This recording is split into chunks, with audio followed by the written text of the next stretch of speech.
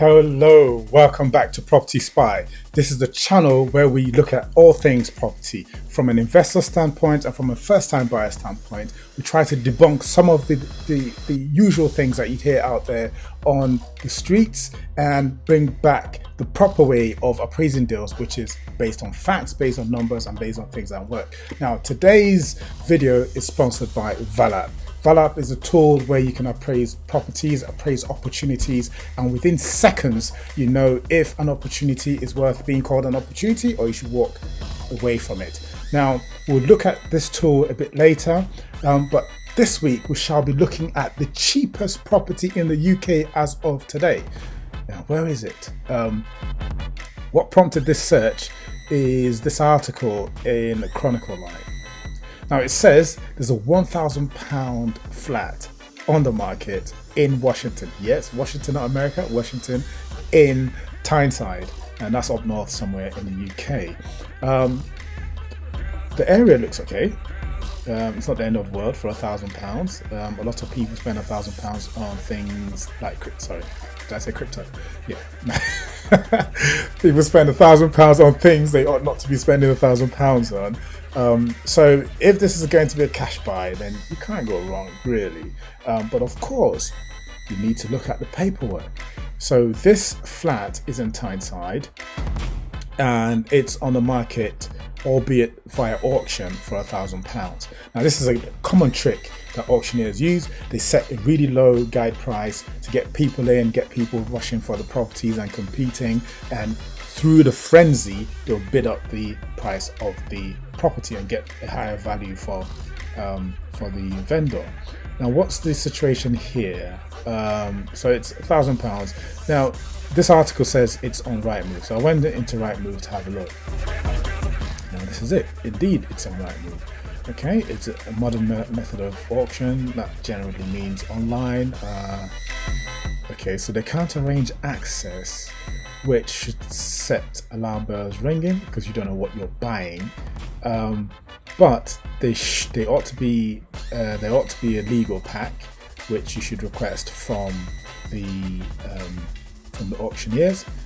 Can't see any link to a legal pack. What company is selling this? Okay, about there is a smooth sale lead. So it's one of those you probably have to register to gain access to it. Should we see what they're saying? Can we go to their website? Got to contact them this way. Okay, so typically if you're interested in buying this, you probably smooth sale. What's it called? Smooth sale leads. Okay, I'm not going to register because it's not. It doesn't have any bearing on what I want us to discuss today or things I want us to look into. But if you're interested, you want to go to their website. Cash house buyers. Are these people property buyers? Maybe they are, and they've just thrown it into auction. Interesting. Cash house buyers. So they're not really an agency in the typical sense. Okay, so they are buyers themselves. Ask yourself the question: why are they putting this in auction if they buy in house? Okay, so it's this sort of agency, right? Okay, so they're the ones selling. They've probably found a deal and they just want to flip it. Okay, so £1,000. So a few things to think about if you're going to spend £1,000. What exactly are your commitments? Now, this is a flat in a block, and it looks like there are many flats in that block or square or whatever it is. Now, do you have service charges to pay? I think you would do. Are there any lifts? What are the communal costs? Then what's the ground rent likely to be? It's at Tyne And Wear, so it's probably likely to be quite cheap. But if your commitment means that you spend £1,000 getting a building, but then every month you have an extra £200 to pay for something, it can be quite annoying. It's not going to break the bank for most investors or first-time buyers. But that's something to think about. And is this a place you want to invest in? So if somebody says, well, I can't invest, there's no property to buy, there is property. It's just whether it's a property you want to own. If you live down south, traveling up to Tyneside can be a trek. And when you've done that 3, 4, 5, 20 times, it starts to become annoying. In which case, if you're not going to travel to manage it yourself, you need an agent locally. But we know that this building costs more than £1,000 to build, and the guide price is £1,000. Now, there are 2 points to take away from this. One is that the fact that something is on the market doesn't mean it's at the price the market would normally command. So what do I mean by that? A lot of people see land for sale and they automatically think land with planning permission for sale, it must be a deal. Oftentimes, land for sale with planning permission costs you more to build than you get when you sold. So something like this as £1,000, there's no way on earth a developer would have built this with their own cash. So this is probably a housing association or council, so it can be quite expensive. And then the other thing is we often hear that property prices double every 7 to 10 years. Now, clearly, this hasn't doubled in the last 200 years. So it's something to bear in mind. Now, another thing that you would notice is that the guide price for this property is set to £1,000 to £9,000. I'm not so sure if that's is the right thing to do. I believe that your guide price should be within 10% of the reserve, and 1,000 to 9,000 is a wide range. So it's probably safe to imagine that the actual guide price they want to set is 9,000, but they've used 1,000 to try to incentivize potential buyers. That's just a guess. Okay, but we move on. It doesn't matter what their plans are. The key thing is, as an investor, the property and the opportunity has to make sense for you financially and based on numbers. Okay, so after looking at this, I thought, £1,000, you could just put £1,000, go to auction, and it would probably go for much more than £1,000. But hey, let's assume that it sells for £1,000. Now, what is the rental in the area? So I went into the area, and the rental prices in this area start from about £395. £395 per month in this area is not bad for a property that's £1,000. So assuming you're able to purchase this and you put it on the rental market and you're able to get £395 per calendar month, within 3 months you've made all your money back. That's an amazing investment, and then the rest of it is profit. Now, bear in mind that we haven't seen the internals of this building and we don't know what other costs you may incur. But on face value, that's not bad. £395, 2-bed apartment. And this area looks quite similar to the one that's for sale.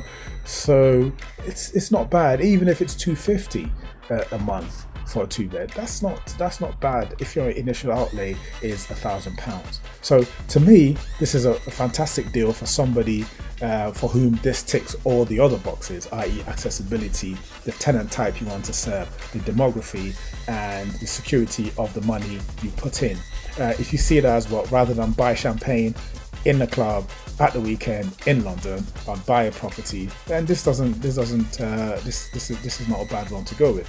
Of course, this doesn't look like some place that would set the world ablaze with capital growth and increase in value, but dare I say, it's even very good value at £1,000. Let's say it goes for £9,000. Is that really bad? Well, let's look at other properties in this same area.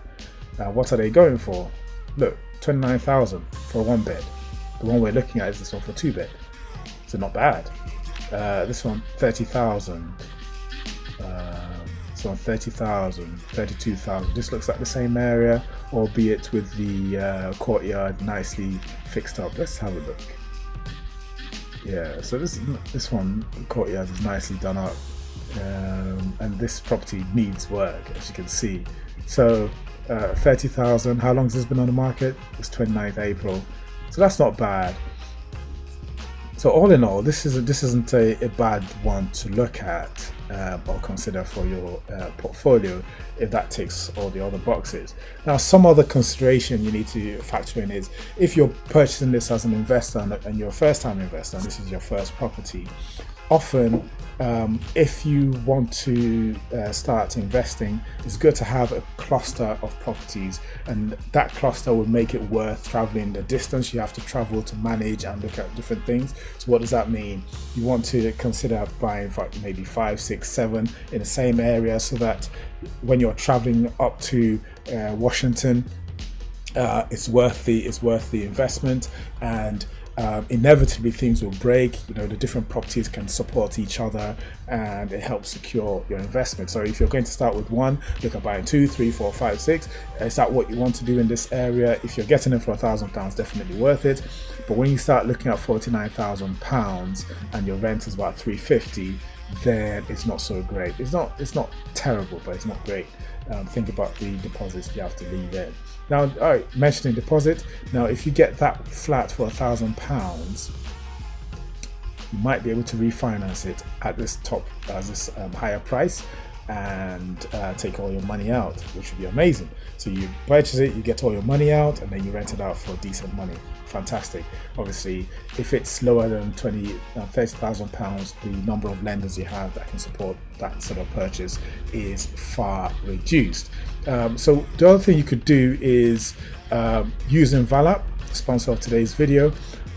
We can appraise this or just look at different figures for this area.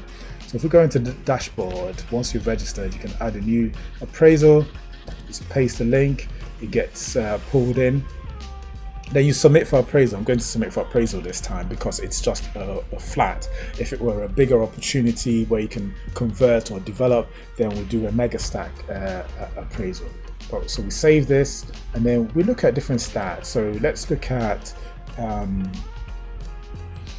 rental demand. What's that saying?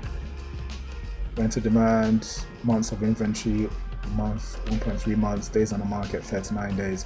So that's not bad. So when you get your property in, expect to have it let within 39 days. So it's a landlord's market. That's brilliant. So that already ticks one box.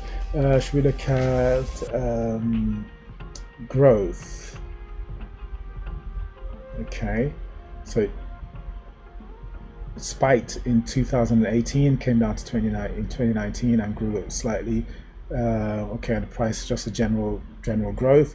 Okay, we'll discuss something about that general growth thing, but that's not bad. This is ticking quite a lot of boxes. What else do we want to look at? Let's look at sold prices. So sold prices 15 grand, 24 grand. So not bad. Wellington Walk.